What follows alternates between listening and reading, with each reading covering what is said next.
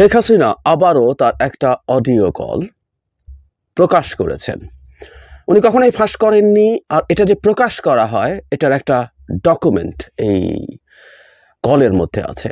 এটা ঠিক কারোর সাথে ব্যক্তিগত ফোন কলও না। আমরা যদি অডিওটা শুনি তাহলে আমরা দেখব এটা আসলে একটা জমায়েত, ছোট সভার মধ্যে উনি কথা বলছেন, ওনার বক্তব্য শোনানো হচ্ছে। এবং আমরা শুনতে থাকলে দেখব এটা সম্ভবত ডেনমার্ক আওয়ামী লীগের একটা ছোট সভা, সেখানে তিনি বক্তৃতা করছেন, রীতিমতো অন্যরাও ইন্টারাক্ট করছেন, অনেকে তাদের বক্তব্য দিচ্ছেন। এবং তার বক্তব্যের শুরুতে তিনি বলছেন, আমার বক্তব্য তোমরা রেকর্ড করতে পারো এবং প্রকাশ করতে পারো। আমরা এর আগে তার যখন ফোন কলগুলো আমাদের সামনে আসছিল, আমরা অনেকে এগুলোকে এআই বলে উড়িয়ে দেওয়ার চেষ্টা করছি, অনেকে হাসাহাসি করেছেন যারা এটা নিয়ে কথা বলতে চেয়েছেন। তো এখন কেউ বলতে পারেন তার শুরুতে যে নিয়ে এই কথাটা বলছেন এটাও পুরোটা এআই দিয়ে হতে পারে।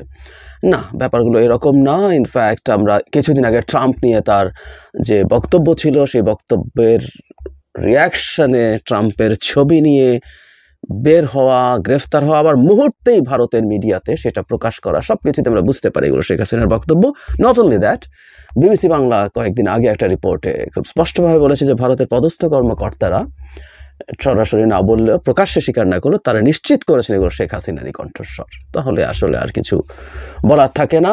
এবং তারা এটা বলছেন যে শেখ হাসিনার একটা স্পেসে একরকম কনফাইন্ড আছেন তার নিরাপত্তার স্বার্থে, কিন্তু তার যোগাযোগের সব রকম টুলস তার কাছে আছে, তার কথা বলা, তার ইন্টারনেটে কানেক্টেড হওয়া, সব কিছুই আছে। সুতরাং এটা একটা নতুন ডাইমেনশন। এবার তিনি নিজের মুখে বলতে আমরা শুনছি, ভেতরে যা যা আছে এগুলো এক ধরনের গতানুগতিক কথা, তার ডিনায়াল প্রথম থেকেই আছে। উনি কাউকে হত্যা করেননি, গণহত্যা করেননি, সব গণহত্যা ডক্টর ইউনূস করেছে। পুলিশের কাছে কোনো মেটাল বুলেট তার সব ভাষ্য মতে নাকি ছিল না, ফলে সবাই যা ইচ্ছা তা করতে পেরেছে, কোটাই মেনে নিয়েছেন।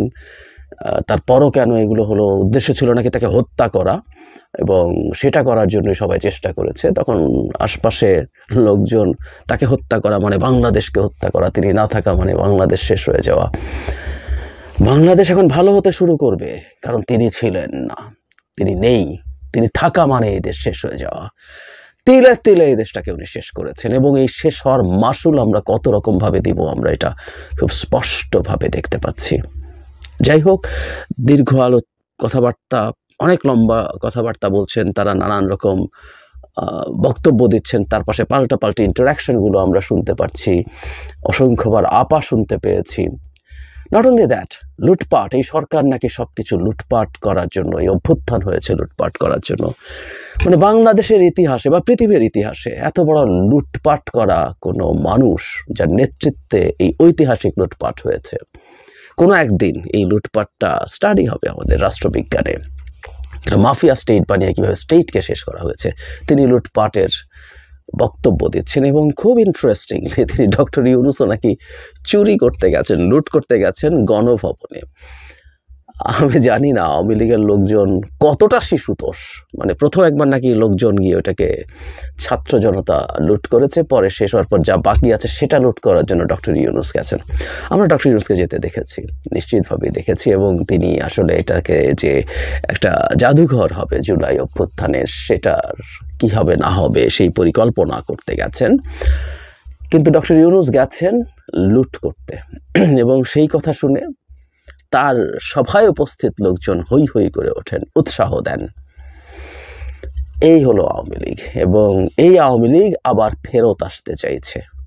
যাই হোক, ফাইন, আমি আমি আমি আগেও বলেছি আওয়ামী লীগের শেখ হাসিনার এ ধরনের ফোন কল আরও আসুক, আসতে থাকুক, এগুলো আমাদেরকে হেল্প করে।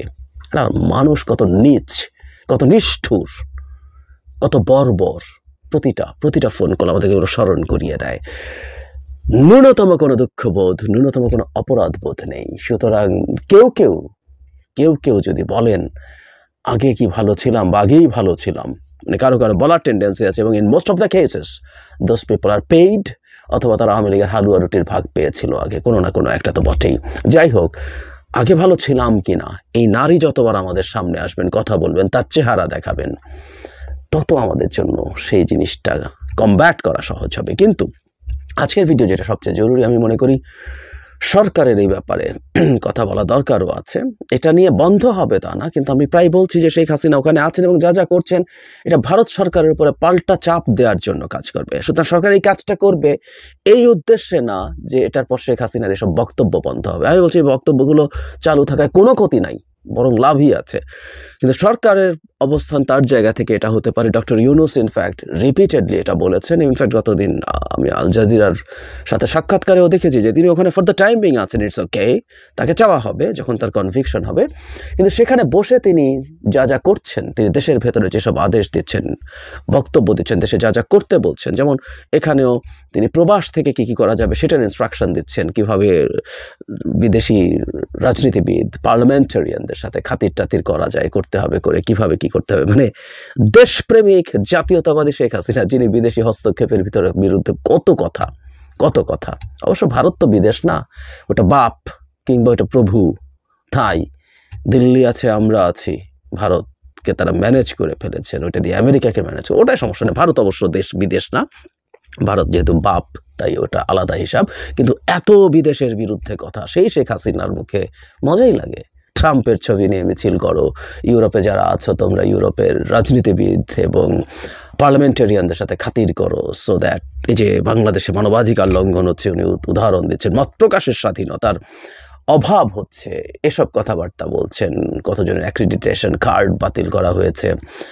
এই শেখ হাসিনাকে রিপোর্টার্স উইদাউট বর্ডার্স প্রিডেটার বলে, মানে শিকারী, সাংবাদিকদের জন্য প্রিডেটার হিসাবে এনলিস্ট করেছিলেন ইতিহাসে দুজন নারী, আরেকজন আমি ভুল না করলে ক্যারি ল্যাম, হংকংয়ের যিনি প্রশাসক ছিলেন, তাকে ইনক্লুড করেছিল সেই লিস্টে।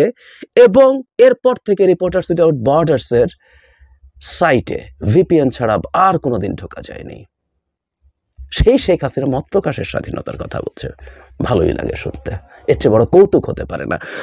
যাই হোক, সরকারের যেটা উচিত এই জিনিসগুলো ডকুমেন্ট করে, এবং এই ভিডিও শুরুতে যেটা আছে প্রয়োজনে টেকনোলজিক্যালি এগুলোকে চেক করানো, যেগুলো এআই জেনারেটেড কিনা। যদি এআই জেনারেটেড না হয় এই ডকুমেন্ট দিয়ে, এটা এআই জেনারেটেড না কিন্তু এটা পরীক্ষা করিয়ে ডকুমেন্ট সহ ভারতের হাতে তুলে দেওয়া উচিত। তোমার দেশের মাটিতে বসে বাংলাদেশে অস্থিতিশীলতা এবং অস্থিরতা তৈরির চেষ্টা করছে শেখ হাসিনা।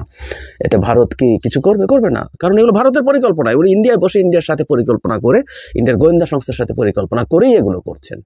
ভারত তো চায় অস্থিতিশীলতা হোক, কিন্তু আমরা যখন এই কথাগুলো রিপিটেডলি তাদের কাছে পৌঁছে দিতে পারবো, আমরা চাপ তৈরি করতে পারবো, আমরা ইন্টারন্যাশনালি এই জিনিসগুলো ক্যাম্পেইন করতে পারবো উইথ দ্য ডকুমেন্টস।